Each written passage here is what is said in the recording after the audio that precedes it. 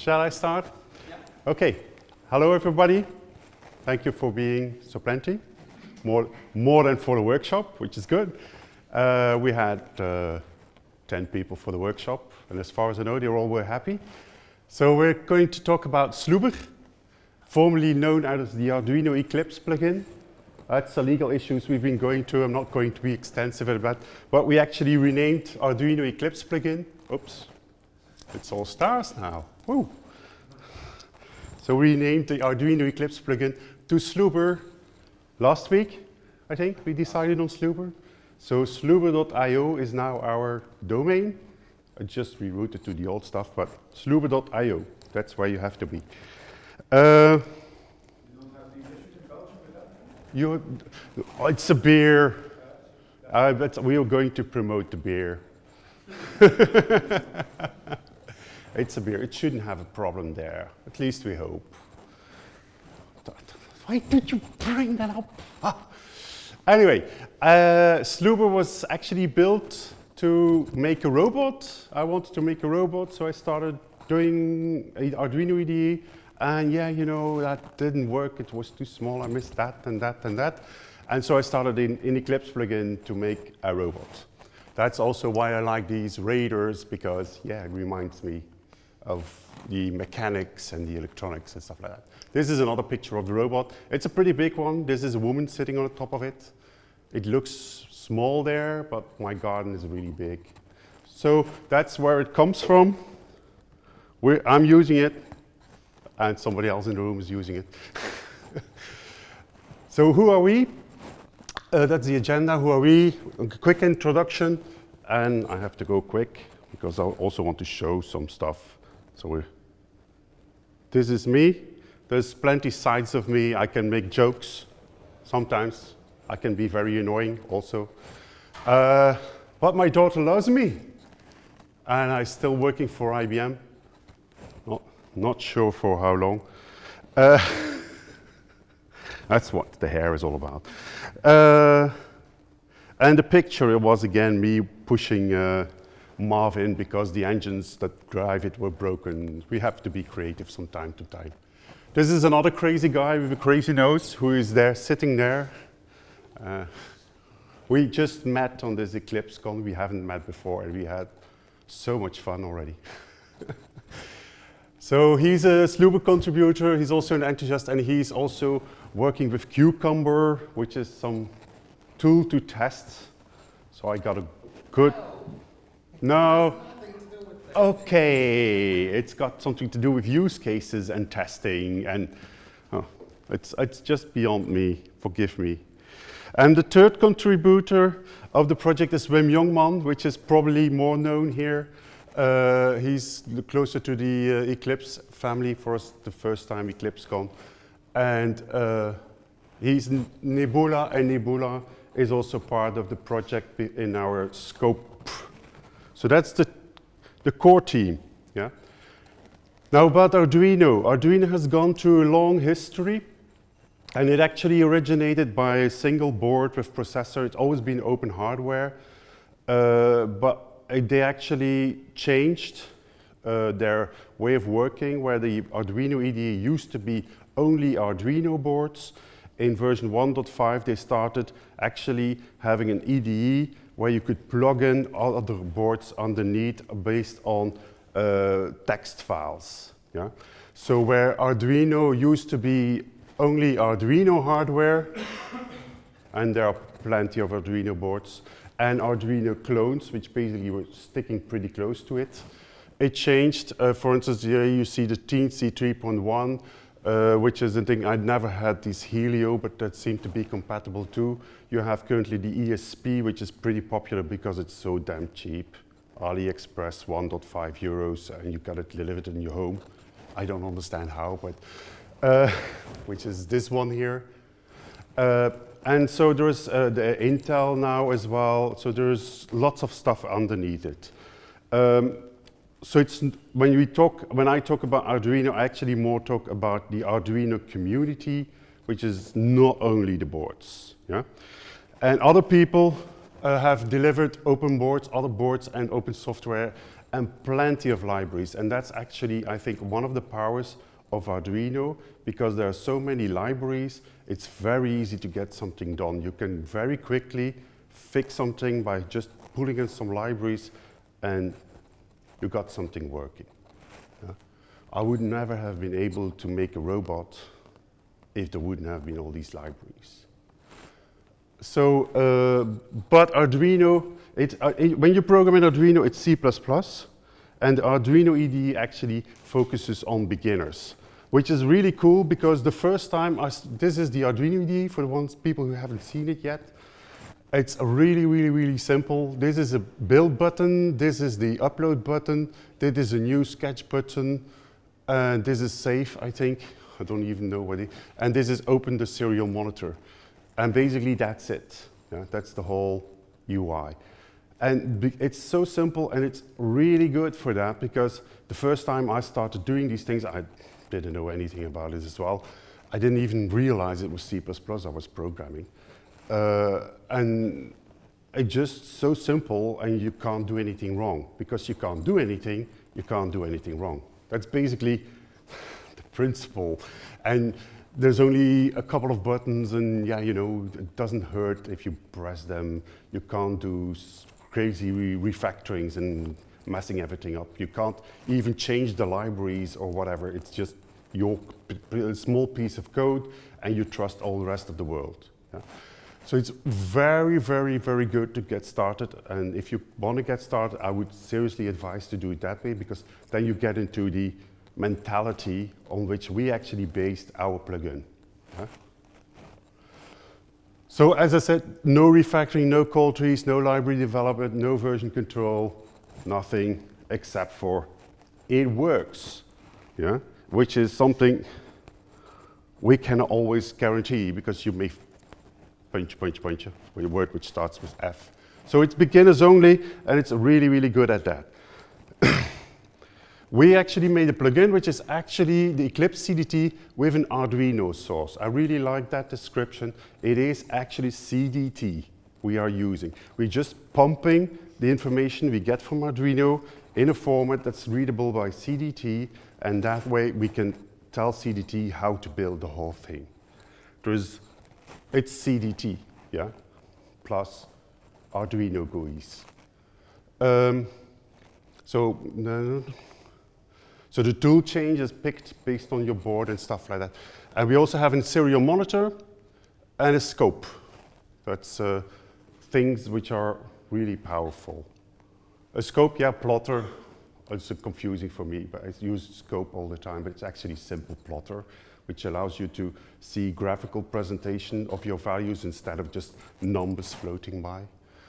And because of us having access to all the code, we can also easily support building of libraries and modifying of libraries and stuff like that. And of course, as it's in Eclipse, you can extend it as much as you want. We have two flavors. You have the flavor with the plugin, so you can just go to the update site. It's in the marketplace. You go to the marketplace, you search for the Arduino Eclipse plugin, and you just upload it, and there it's gone.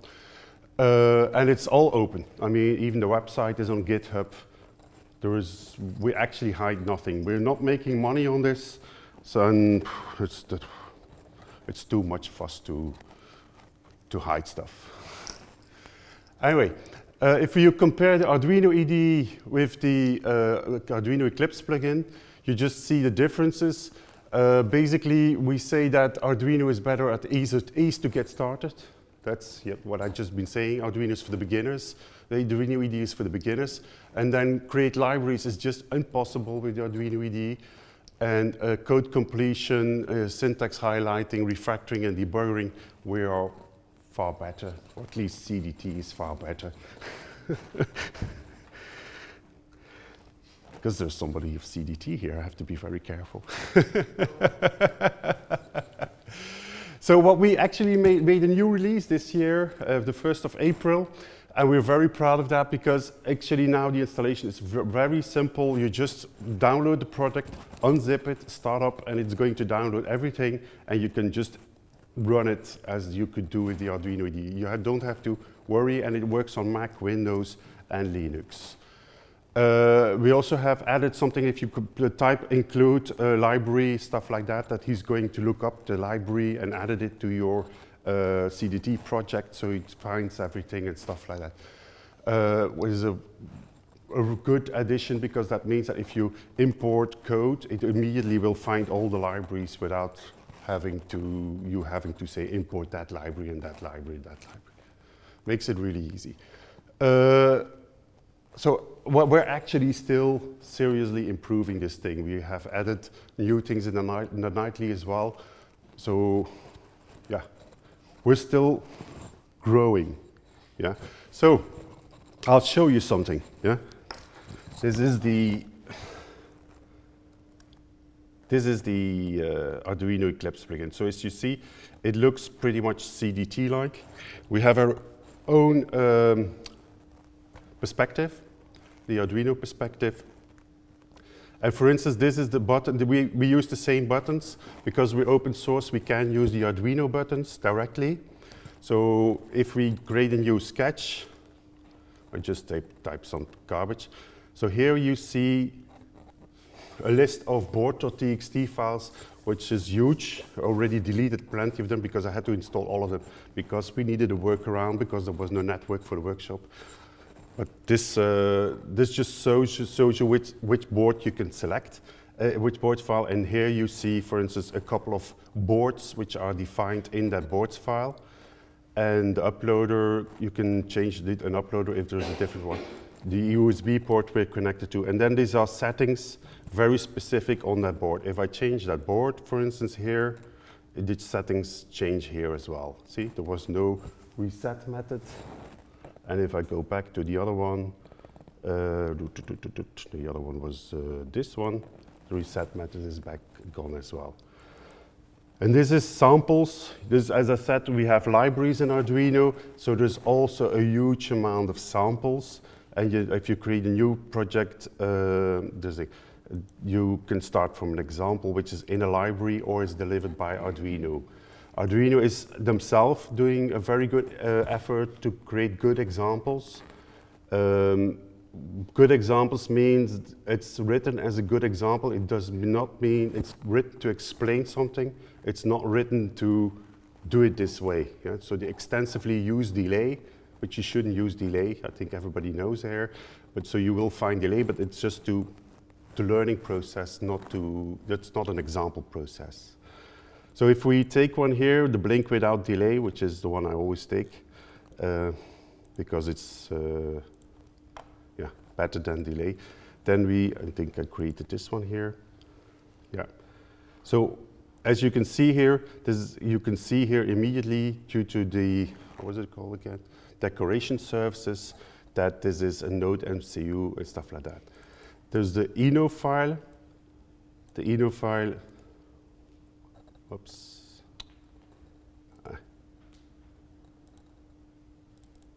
So this is the ino file. The ino file is actually a CPP file where Arduino wanted to simplify the programming. That's really what they think. And in C, before you can use a method, you have to declare the method. And they thought that is too difficult, so they wrote a preprocessor to extract all the function methods, and they put them in the file before they can send them to the compiler. Yeah? Because CDT did a good job on making an indexer, it was really easy for me to work around that in the Arduino Eclipse plugin. So I support the ino format, I add the headers and the function definitions and the includes and stuff for you. The way I do that is actually I create a .ino.cpp file, which includes the headers and includes the definitions, and then actually does #include the file .ini. So the compiler thinks the error is here and immediately goes to here, so I have no redirecting and stuff like that. I only have a weird file. Yeah? But this is the blink without delay example. And yeah, it has, who knows CDT here? Yeah, so CDT is is not as good in refactoring and the layout and stuff and error handling as it is in Java, which is normal because CDT's C++ is more difficult. But you have the common things you would expect for, yeah, they're all there, yeah. The serial monitor, so you have the serial monitor here and the scope here. I forgot to bring a board to see. But his scope here, you can see the lines if you have your values. It's built on the serial monitor, and it allows you to send 6 values. So you can have 6 lines, 6 channels to see how it's going. How am I doing for time? You'll have 20 minutes. How? 20 minutes. Oh, I'm going way too fast. We'll have plenty of time of questions. I feel I'm stressed. So one of the things which is really cool here is that if you go in your project properties and you go to the Arduino, so this particular board is an ESP board, which has a very specific tool chain and a very specific way to build it, compiler commands and stuff like that. By simply going to, for instance, a standard Arduino Uno, by changing this, it changes the whole backend, it changes the compiler settings, everything's now changed. Yeah? Now it can still compile, but it compiles now, as you can see here, with the AVR GCC compiler. If we go back to what we had previously, we hear the, let's take this SUM board, which is also an Arduino board. But so if we compile it again, now it's the ARM non. It's taking longer to compile because it's a 32-bit operating system. So now it's the ARM non-EBI GCC compiler. So by simply swapping the board, all these settings are changed and you have the exact compiler and the exact compiler options without knowing, yeah? Without thinking. The drawback of that is if you're an advanced programmer and you like playing around with these settings, it's a little bit harder to change them because your settings are, yeah, not as rich as they are in the standard CDT environments. Because basically what I do is I read the board, the files, and I make environment variables, and the commands are simple environment variables. And they change the whole way. But yeah, that's the way it works. But to work around a bit to that, I actually have added a couple of environment variables that are added to the command string. So if you want to have a define, you just do mine is the Jantje was here, and that will not work because I use spaces, but you get the point, I guess.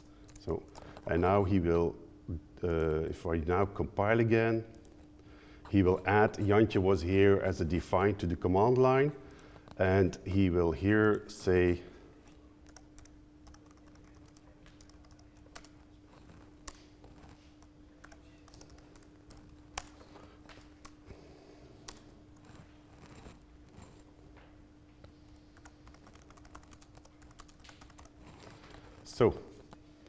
so we will get an error now. If we remove the define, oops, stop, where are you? If we remove this, the error is gone.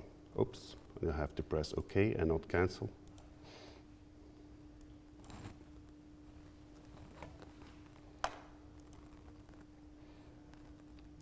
As you see, CDT automatically identifies that now this code is enabled in the GUI, and the compiler will also deal with it. Yeah. So actually, all the rest of the features are pure CDT functionality and stuff like that. But I think I'll take questions now. A bit early. I've rushed a bit. Why you put the build options in the settings screen? Do you what? Where are you? Didn't you put this build options in the build settings screen as done in